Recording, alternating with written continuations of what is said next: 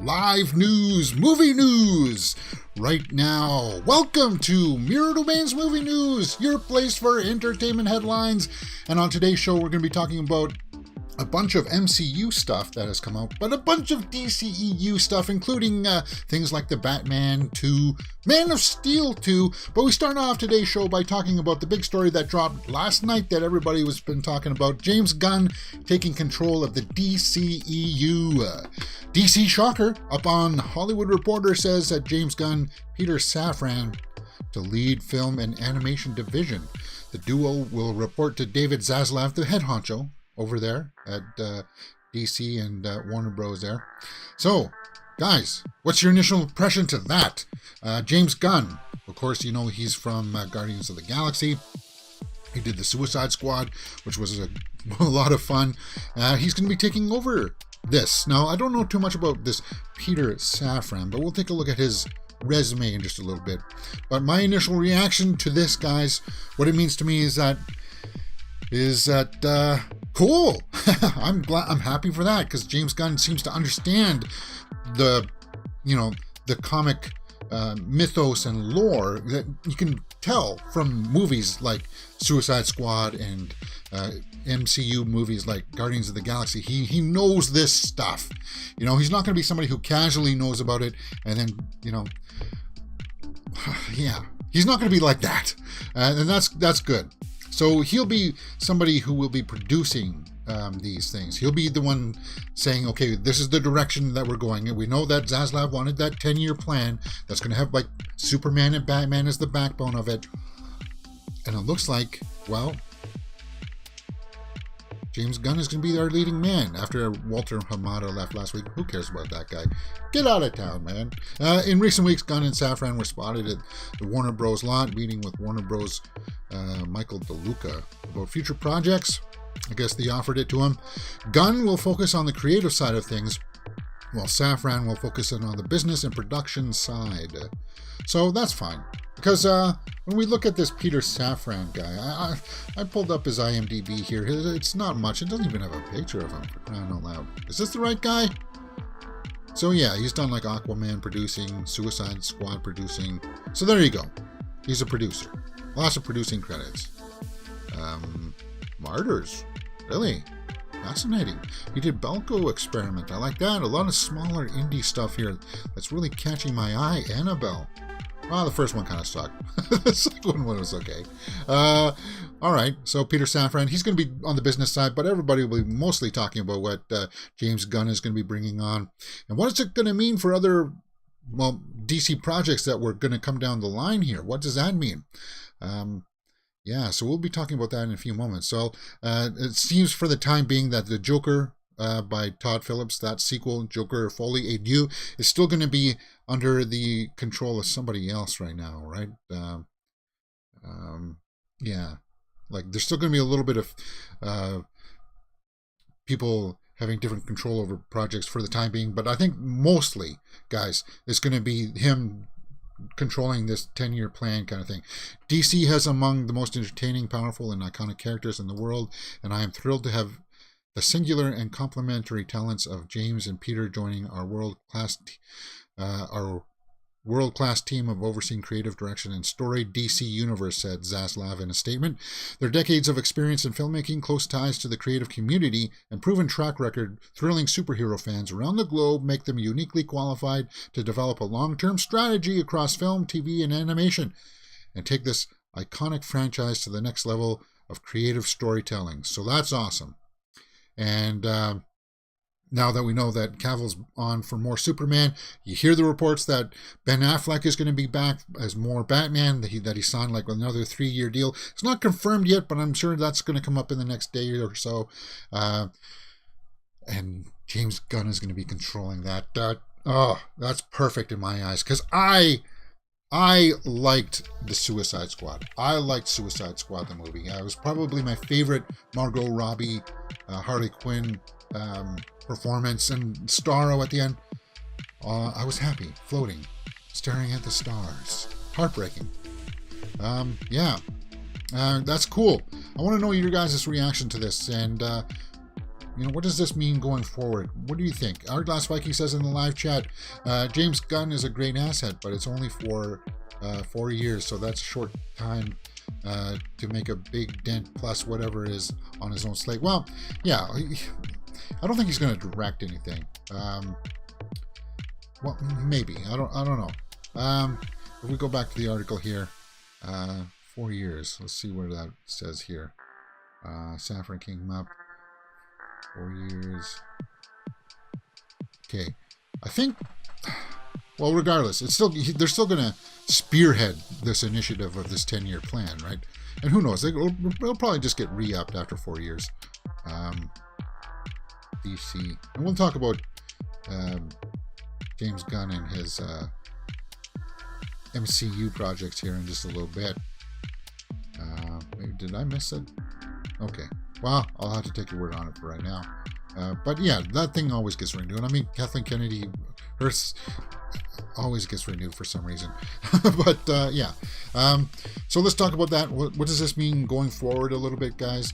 Let's take a look at what Dwayne Johnson, what does that mean? Because he just recently had Black Adam, right? And Black Adam opened up over the weekend and had good success at the box office. With Black Adam, Dwayne Johnson puts his franchise Viagra reputation to the test, and he said that himself. So he wants to be kind of like an advisor as to perhaps dealing with Black Adam and Superman, because he was definitely the driving force that brought Henry Cavill back, right? Because we all seen that image of them having like a whiskey together or something like that, and that was cool. And he's definitely wanting to drive Black Adam to success, and that's fantastic. So there's articles out now saying that he's putting his mouth where his money where his mouth is, right? That's what he's saying. Because he does. This article goes in to say that he reinvigorated the Fast franchise, things like that. I don't know about that, but he's definitely put himself out there saying that he wants this Black Adam movie to be like phase 1 of this new relaunch of the DC universe, and I think that's cool. And just seeing Pierce Brosnan and him there, they had fantastic chemistry, guys. If you haven't seen Black Adam yet, go check that out, because it was a lot of fun. It really was, and I can't wait to see what happens when he shows down with Superman like that. And Black Adam, I think it's gonna make a decent amount at the box office, because it has this weekend and it's got next weekend, so it's got 3 weeks to be at number 1. Because the only thing opening up this weekend is like that horror movie, like The Devil Inside or whatever it's called. I keep on forgetting about it. Geez, I booked my tickets for it already. But yeah, The Devil Made Me Do. Or no, it's not that one. There's just another exorcism one that opens up this week, and then on the 4th, on November 4th, it's not a big release either. So it'll have 3 weeks here. And then on November 11th is when Wakanda Forever opens up. So Black Adam's going to have a good run here, and I think it's going to easily make 450 to 500 million plus within that time, and then it'll start to level out and decline a little bit. But I liked it, guys, and I think that Dwayne Johnson and his projects, because Black Adam 2 is going to get greenlit rather fast, I would imagine.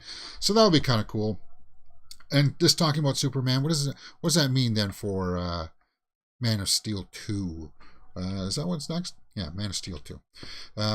What Warner Bros. Discovery risks with a Henry Cavill sequel. Now, I know that some people are a little bit upset because the Snyderverse fans are, with just cause, are just kind of like, well, is it really going to be restored? I don't think so, though. I don't know. My feelings just tell me that they're going to try to make a distinction between what Snyder did and moving forward. So I don't even know if it's going to be called Man of Steel 2. I don't think it will. It'll just be called Superman or something. And I've said that in like pretty much every day, every time we've talked about this.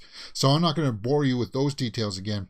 But there's articles up here on MovieWeb has one up here with all these changes, DC's in changes, and this impact. This is going to have like ripple effects all throughout the properties now, right?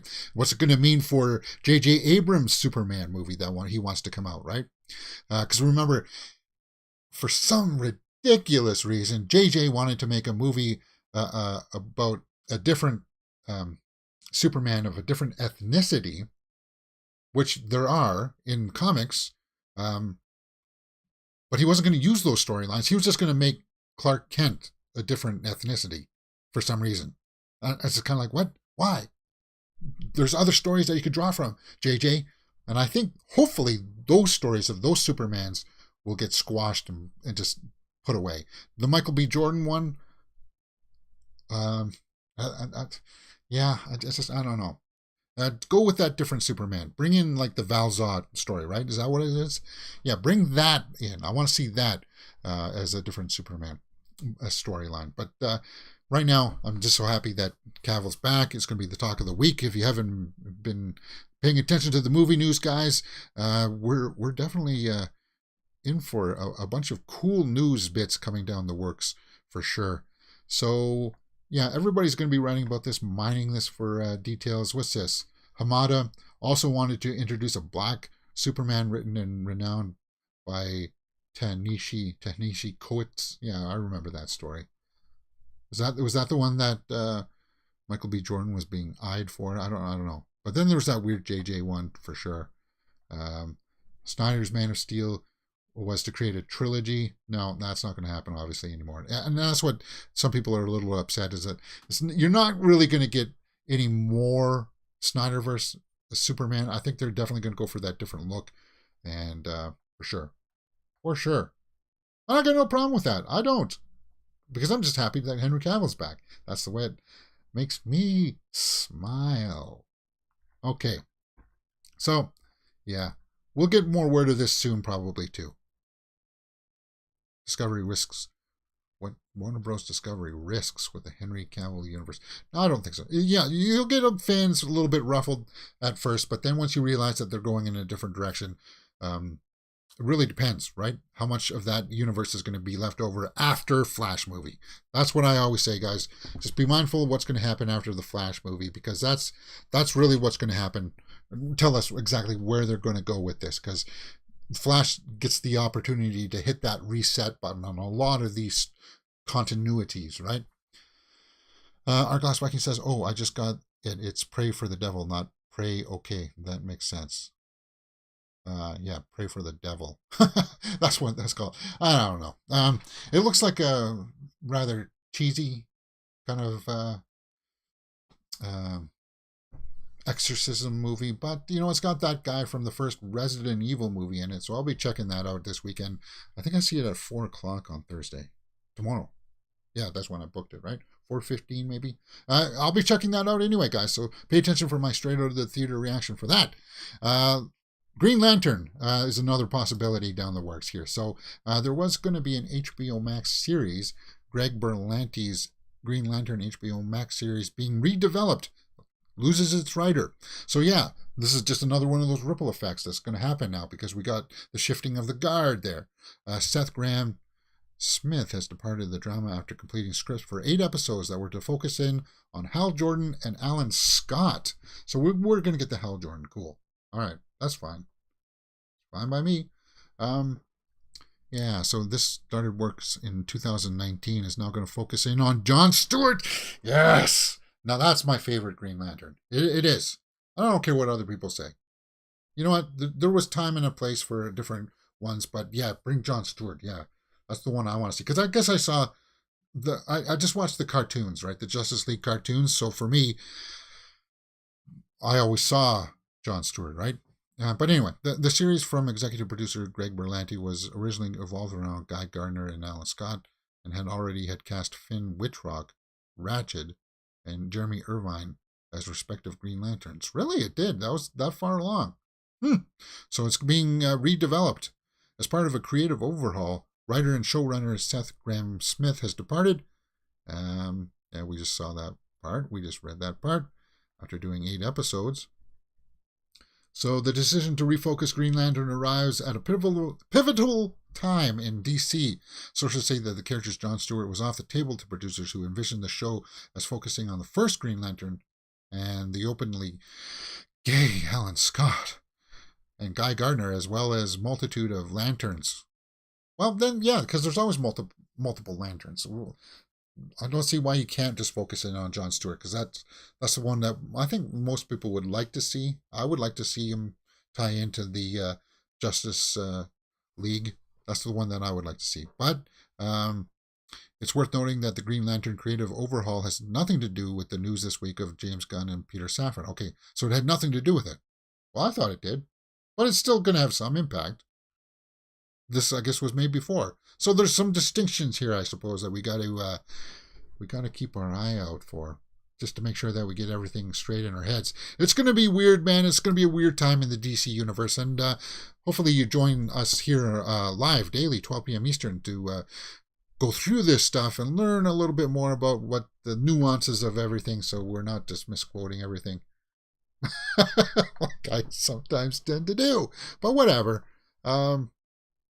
Okay, so that's going to get reworked. Okay, HBO Max. It's going to be a series. It's kind of weird, though. I thought Zaslav didn't want to make HBO, or he didn't want to get series anymore, though, for like these big characters. So maybe this will get reworked as a movie somehow, maybe. But they do need to get the Green Lantern thing going, for sure. It's been on the sidelines for too long, in my books. What do you guys think? Okay, one final story in the DC universe here, guys, and that's the Batman 2. Again, one of those side projects is going to have like complete kind of almost autonomy of its own properties because it's Matt Reeves, right? But a small update here, just like the Joker did with Joaquin Phoenix. The Batman 2 will not be released until 2025 at the earliest.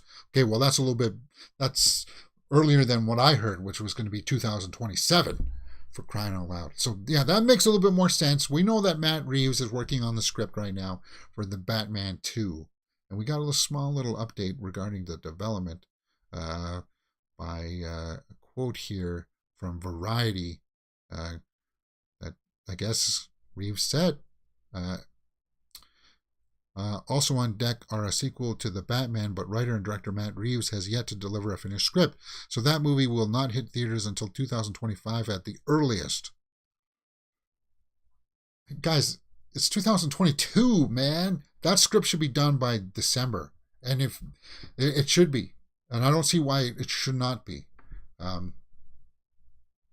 If not early 2023, and then you go into production 2023. The end of 2023, 2024, you shoot it, you have it out by 2025. Yes, that's totally reasonable. And that's giving you guys a lot of time to develop and make that movie. And people will say, well, I want to make sure they take their time and so they don't rush it and it's not, ruined. Guys, sometimes you just got to get in there and you got to start working it and find out what works and what doesn't. Because this is something... Like the third movie, they should be writing the third movie for the Batman right now, and the second one the second script should already be done. That's the way I feel. That's how the timelines should be working. But we'll have to see. The Batman 2, Mattson Tomlin is also writing it with Matt Reeves. Remains to be seen who's going to be the main villain. Will it be the Joker? I don't think so. Paul Dano and I think as the Riddler and the Joker will be the villains for the third movie. I think that's what's going to happen. Because I do think he was talking about bringing some other obscure villains in. I think we're going to get a weird, obscure story for the second one. Maybe Court of Owls, hopefully. That would be kind of cool to see. Because of the politics of Gotham. They kind of explored that with the first Batman here. And I think they'll want to do a little bit more like that. Kind of. The Court of Owls would be kind of cool because we haven't seen that yet. I would love to see a Mr. Freeze, though. We know that there's some other spin-offs happening with this universe, that he's wanting to create like a villain universe there. We'll have to see how that develops, too, with all this kind of a shake-up, guys. We really will have to check that out. Okay, guys, you see how quickly I'm going through the stories here? I hope you kind of enjoy this quick, fast-paced delivery of this news. We usually do it here, 12 p.m. Eastern, Monday to Friday, and if you want to follow me on all the other social medias, hey, you know all those little shorts that we do? Sometimes you get to see a little bit more behind the scenes and stuff like that on other platforms like Instagram and TikTok. TikTok's really growing right now, guys. I'm going to try to get back on board with the Facebook and drive that. What else can you find on Mirror Domains? Well, right now we're in the middle of doing full live watch-alongs for the Guillermo del Toro's Cabinet of Curiosities. We just watched episode 3, The Autopsy, with F. Murray Abraham. Wow, that was, what a funky ride that was, indeed. And then later this afternoon, around 2 p.m. Eastern, we're going to be watching The Outside, episode 4. They're dropping 2 episodes a day, guys. So we're going to be watching episode 4 of that. And, well, on Mondays, this is the last week I'm promoting this. We just did House of the Dragon finale on Monday this week. So that's up on the channel right now. Check that out.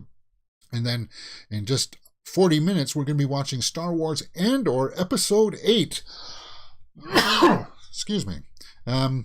Yeah, we'll have to see where this goes. He just got arrested last time. And is Andy Serkis going to be a villain in, or like somebody else in the prison there? You know, he's Snoke. So I don't know what's going on with that. On Saturday, guys, we're going to be watching Silent Hill. Full movie watch along for Silent Hill.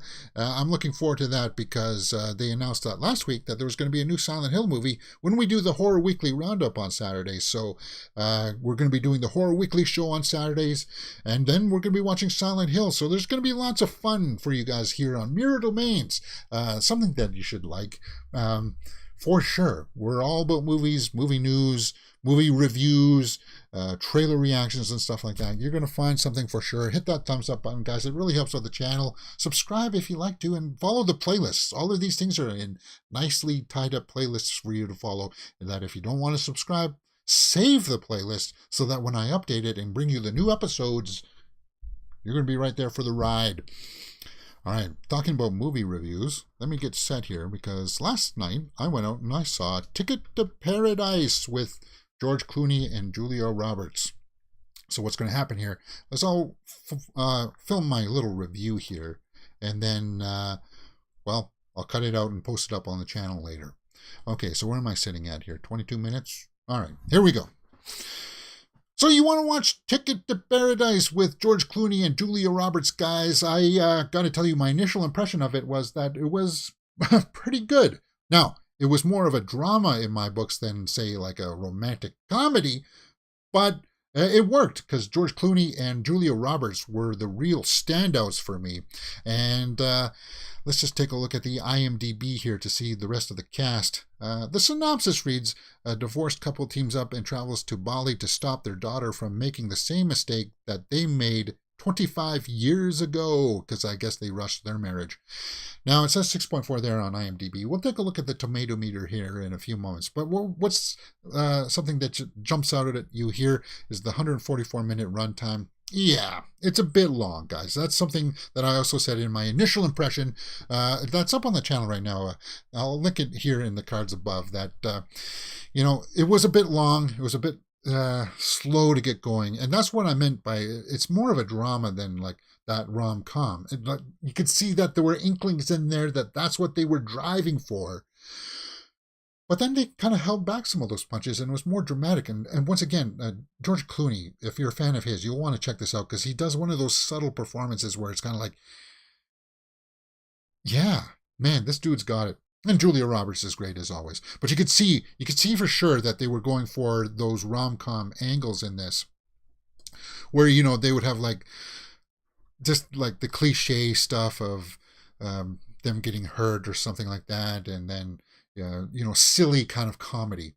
Then you could see that those elements were there. But then they also kind of pulled back on some of those punches. So it just wasn't too over the top. This is the actress who plays the daughter, and this is the husband. They meet like, and then 34 days later, they want to get married.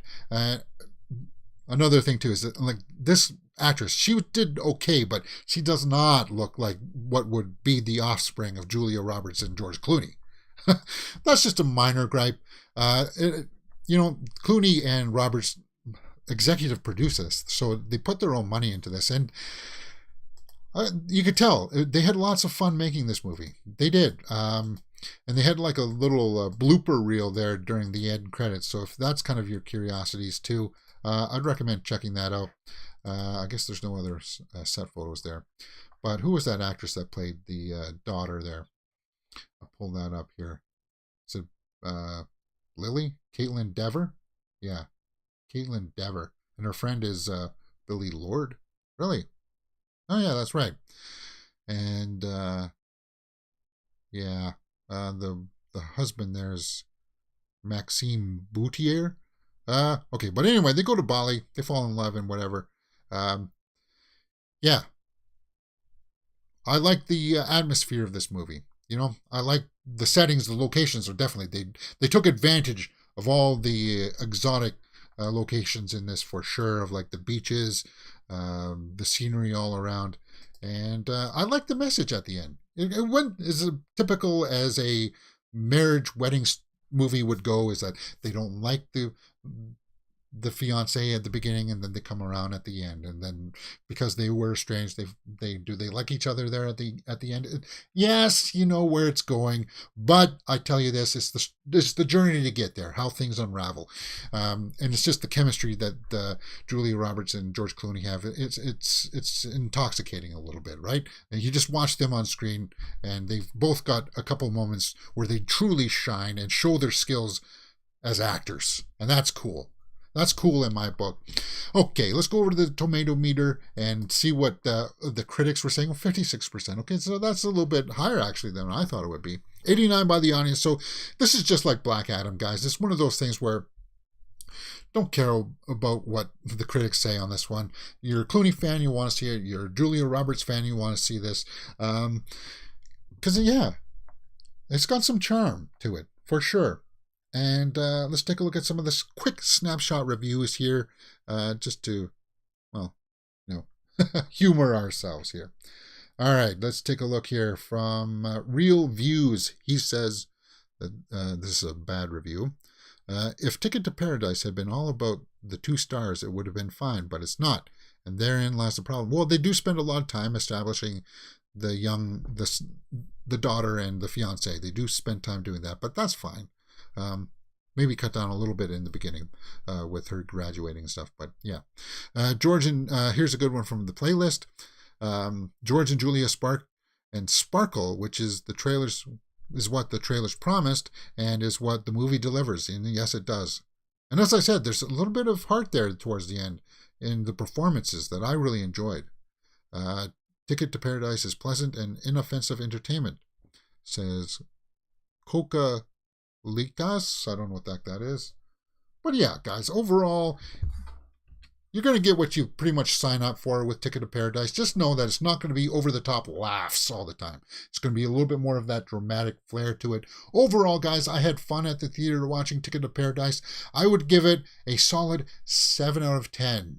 Not the best movie of the year, but quality entertainment nonetheless. Ticket to Paradise, guys. Go check it out. All right, let's get back into the big movie news headlines of the day. Ooh.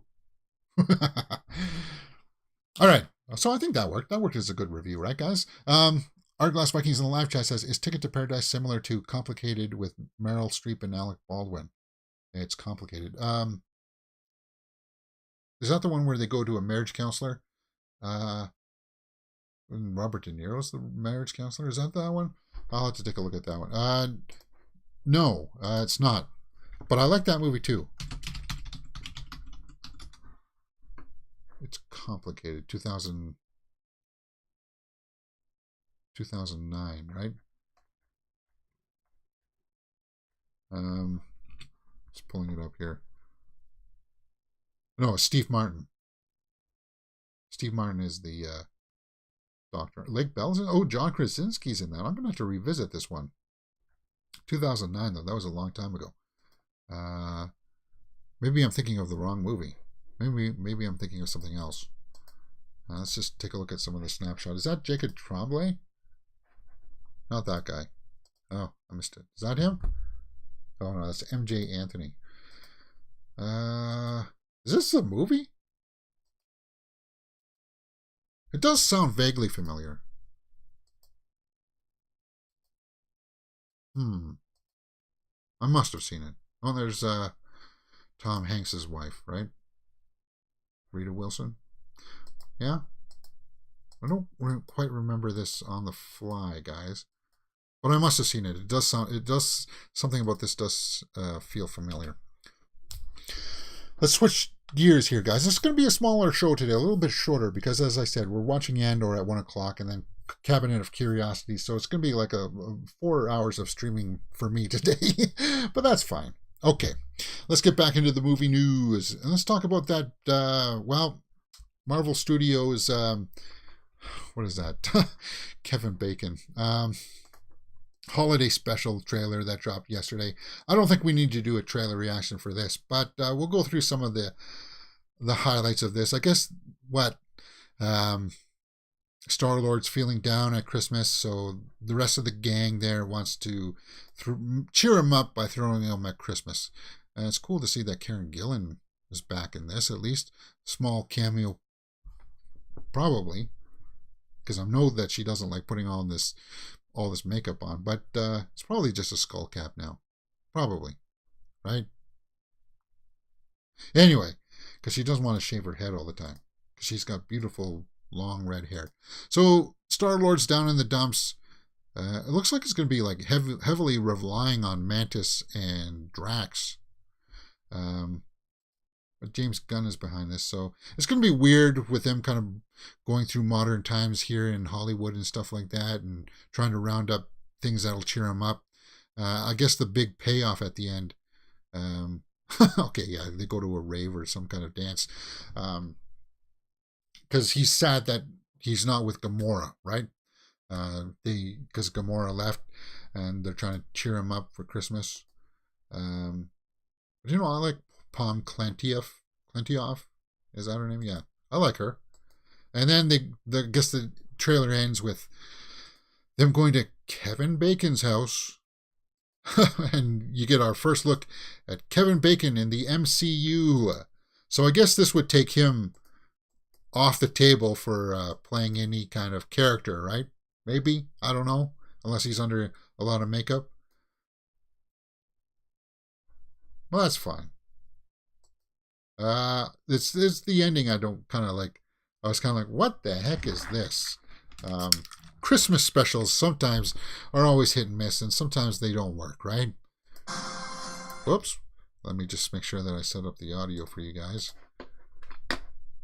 Drax, Kraglin, Cosmo, just a bit of the roll call there, and introducing Kevin Bacon. I'm going to have to set my audio over here anyway, so we'll do that right now. It's this final shot. It's kind of like, what the heck is that? Oops. Yeah. Guardians of the Galaxy. November 25th is when this comes out, right? Holiday special. Groot. Yeah, what the heck is that? Guardians of the Galaxy Hollywood special. I don't know. Let's take a look at some of the comments here in the... well, it's got 10,000, so the idea of Guardians trying to cheer up Star-Lord is the most heartwarming thing ever. So some people are liking this idea. They literally could not have picked a better group of characters to do a Christmas special with. I can't wait to see all the hilarity and heart that the Guardians are bound to deliver here. Hopefully Marvel does more special presentations like this in the future. So people are liking this. Finally, Drax and Mantis having more important role. Yeah, well, because I'm sure that Guardians of the Galaxy 3 deals more with Star-Lord and Gamora coming back together, right? That's what that one's going to be. And it'll be the final outing of this team. So enjoy this while you got it, guys, because this team of the Guardians of the Galaxy is going to end with Guardians of the Galaxy 3. But it does pose the interesting question, is Gamora in Guardians of the Galaxy Holiday Special? Is she? I don't know if she's not, if she is or isn't. Zoe Saldana, I didn't hear anything about that she was going to be filming anything for this. But they're going to kidnap Kevin Bacon, and I think that's going to be the big fun of the show, for sure. I thought I recognized this guy, but I guess not. It's just somebody else in that nightclub there. Why Guardians of the Galaxy Holiday Special should include Gamora? Because it just, well... I don't know if it should, but it would be just nice to have a little tie-in, a little bit, not a tie-in, but like just a nice kind of steering of the direction of where we're going with these characters. Because when you saw them in Thor: Love and Thunder, it was kind of like, you thought maybe they would tie in a little bit more of the story as to what happened to Gamora, but they didn't even address it. They just took off at the end, or in the beginning of Thor and Love and Thunder. So she'll be back for sure. We'll see her once more, and we'll have to see how that story pans out. But the holiday special, guys, what did you guys think about that? Did you like it? Did it make you laugh? Let me know in the comments below. I'm going to publish my little short on that. It's going to be like a quick 5-second, 10-second video of me just reacting to the end of that there at the end. just to see what kind of traction I can get on the other social media handles out there. We'll have to see. When I didn't mute my phone. Okay, I'll have to do that for when we do watch Andor here in 25 minutes.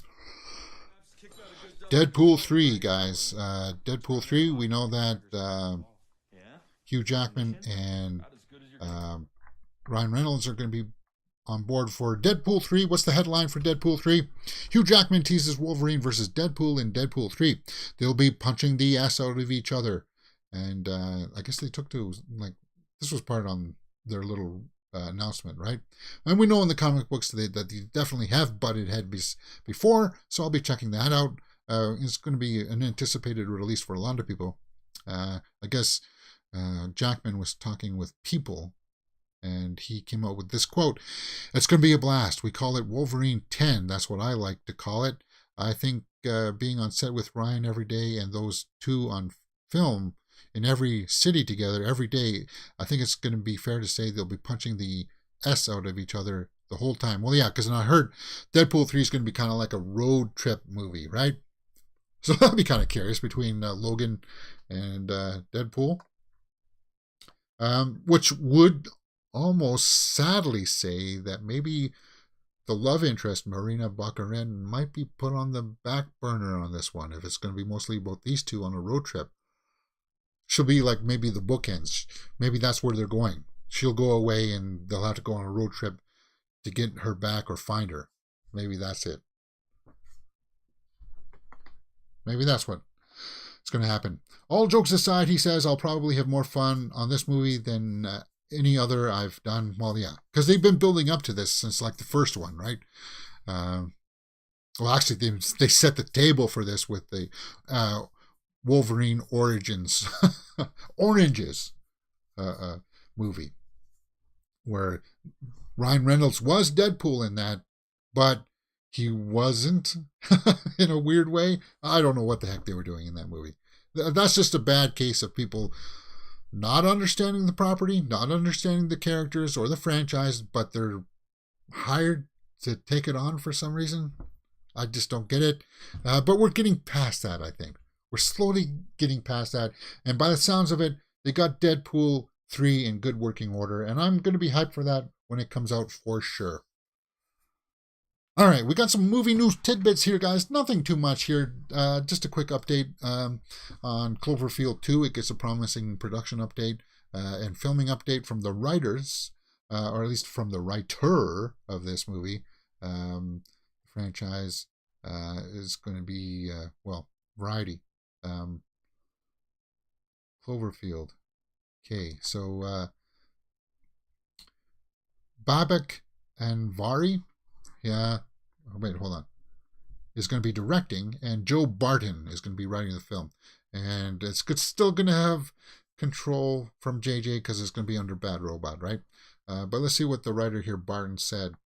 He says, I'm writing it on my own. JJ is a producer on it, so I go away and do my drafts, and then he gives me notes, and the Bad Robot execs give notes, and then he'll jump in occasionally and look at the drafts and stuff. I imagine probably the next one, because Babak Anvari just came on board to direct, so we're getting closer to production. I'm going to be doing some revisions at the moment, and the hope would be that this would be the last sort of big script push, and then we get on to actually making it. And I'm sure that they're going to bring back the monster in this one, guys, because JJ said that this one is going to be more of a direct sequel, to the first Cloverfield. We're not going to go on with that kind of side story, anthology style Cloverfield movies. Even though that I really liked 10 Cloverfield Lane. I really did. I thought it was a masterpiece, actually. But yeah, we're going to go back to this big monster. Now, that doesn't mean that it still can't be all tied together. I think it could be. But just a quick little update there. So I'd imagine maybe sometime next year they'll greenlight that script if it's getting... It sounds like it's getting close to being finished. And hopefully by sometime in 2024, we'll see that movie come into fruition. Top Gun sequel, Top Gun 3. This is not really much of a headline. As I said, these are tidbits, guys. Top Gun 3... being Tom Cruise's decision is a good thing. So we heard right now that Tom Cruise has no plans on doing a Top Gun 3. That's why it's not a big story, because he's still tied up doing the Mission Impossible movies, and then he's going to be doing that space movie. So he's going to be booked for the next 4 or 5 years, probably doing all that stuff. Doesn't mean that he can't fit in a Top Gun movie, but I think that will be reserved for later, much later on down the line, if they ever do it, and it'll be one where he's not going to be flying, because I think that was pretty definitive in Top Gun Maverick that he wasn't going to fly anymore, which is still one of my favorite movies of the year. It's going to be in my top 5 favorites of the year, because it was just awesome. It was just talking about having fun times at the movies. It was Top Gun for sure. But it's all on him, because he's got control of that wheel and decision-making process. Tom Cruise does. And that's all this article pretty much said. I know some people will try to milk it for more than it is, but it's small. And talking about franchises coming to an end, Fantastic Four update confirms Harry Potter franchise must move on. Eddie Redmayne recently spoke out saying that he has no idea what's happening, right? Eddie Redmayne revealed in an interview with IndieWire that he does not know anything about Fantastic Beasts 4, which echoes the general feeling that the franchise has no future.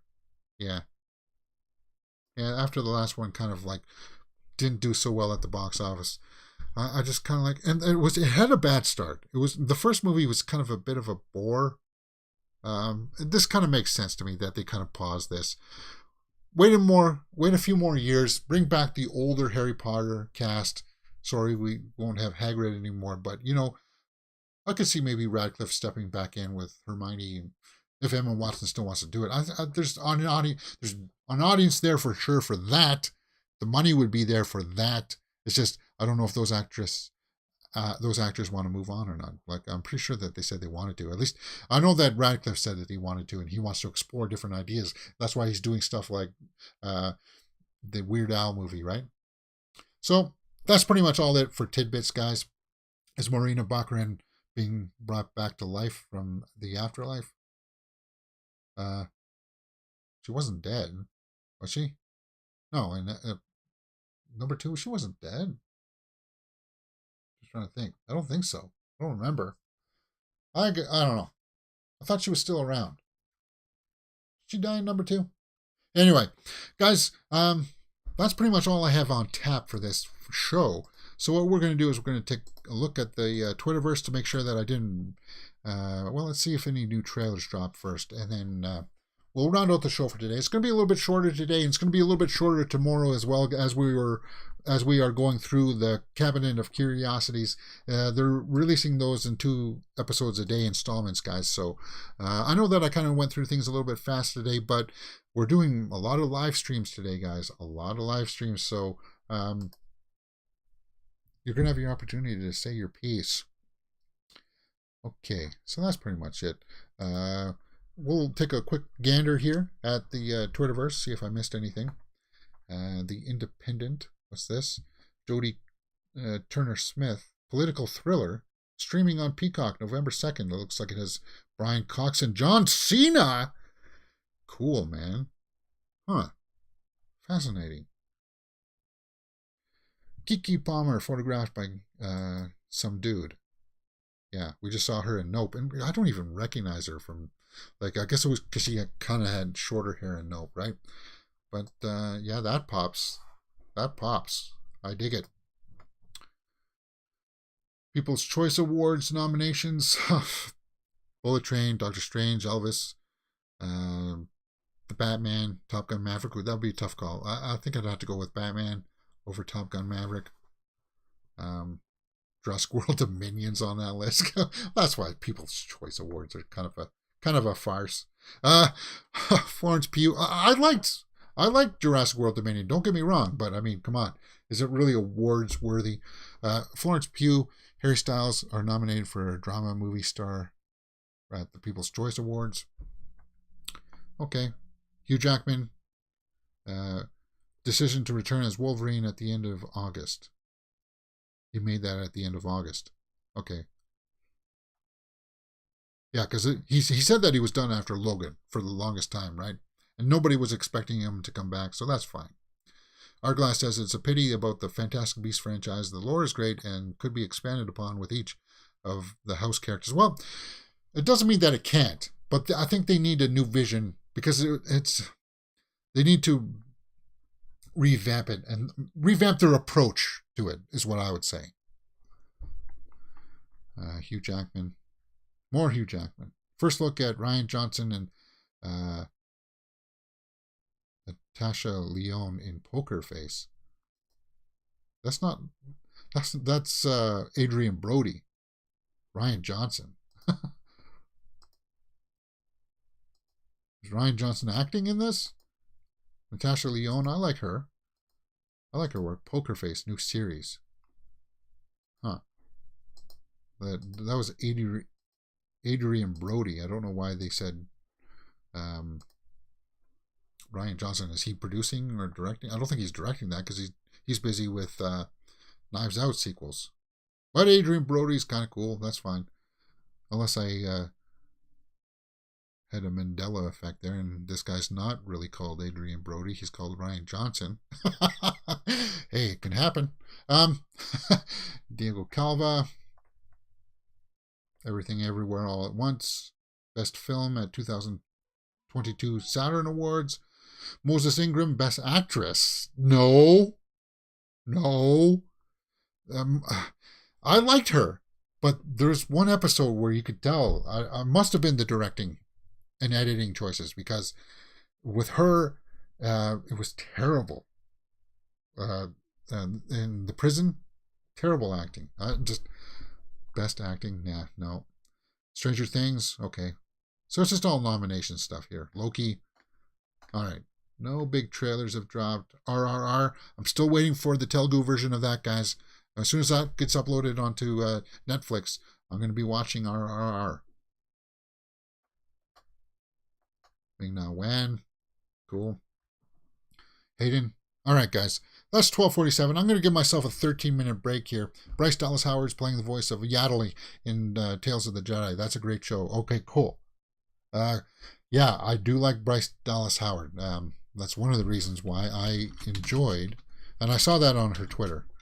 That's why I enjoyed the Jurassic World series, mostly because of her.